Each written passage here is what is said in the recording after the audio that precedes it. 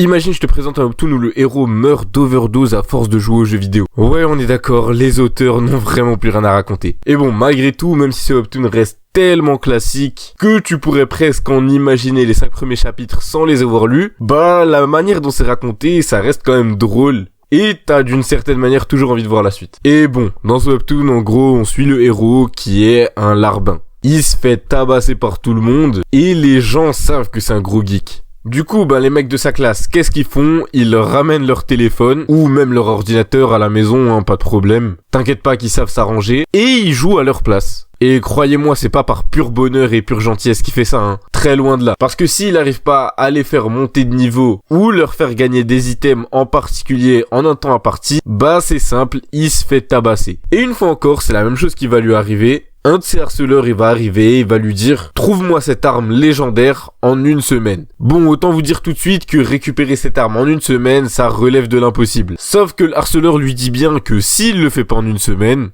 il va le choper, il va le mettre à poil et il va le tabasser devant sa camarade de classe. Ah, ça c'est du bon gros harcèlement, hein. Du harceleur qui sait harceler. Ça me fait penser à cette vidéo carrément. Danse putain!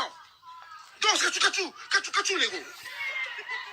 Bon, oui, évidemment, le héros de ce webtoon, il a envie de faire tout dans sa vie, sauf danser le kachou. Donc, ce qu'il va faire dans la semaine qui suit, forcément, il a pas le choix. Il va rester que devant son ordinateur pour enfin récupérer la fameuse arme là et qu'il le laisse tranquille. Et pendant qu'il jouait, il se disait que si sa vie c'était un jeu vidéo, elle serait tellement mieux.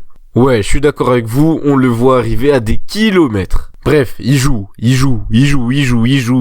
jusqu'à ce qu'on voit qu'il a joué pendant 144 heures pendant cette semaine. Alors je suis allé vérifier, et dans une semaine au total, il y a 168 heures. Je vous laisse faire la différence, mais bon, l'overdose là, à ce niveau-là, ça m'étonne pas. Et du coup, il meurt, enfin il croit mourir en tout cas, et quand il se réveille, il se revoit quelques jours plus tôt, dans sa salle de classe, justement au moment où le harceleur va lui dire d'accomplir cette fameuse mission. Et il a, roulement de tambour, un système qui arrive face à lui et lui dit que toute son expérience, toutes les heures passées à jouer aux jeux vidéo, elles vont être transférées dans son corps. Et alors que le système est en train de faire le calcul, son harceleur vient le tabasser, comme à son habitude. Et alors qu'il allait le mettre KO, le système a fini le calcul. Sur les 99999, bon je vais pas tous vous les faire, mais points d'expérience qu'il peut atteindre, il a rempli la barre complète. En gros, il est devenu super puissant. Et il utilise justement un des pouvoirs qu'il avait accompli dans un jeu vidéo pour tabasser son harceleur. Ouais, et en sachant qu'il a joué à des centaines de jeux vidéo, cette histoire, elle peut aller très loin. Bon, en tout cas, je vous laisse découvrir ça s'appelle Reality Quest.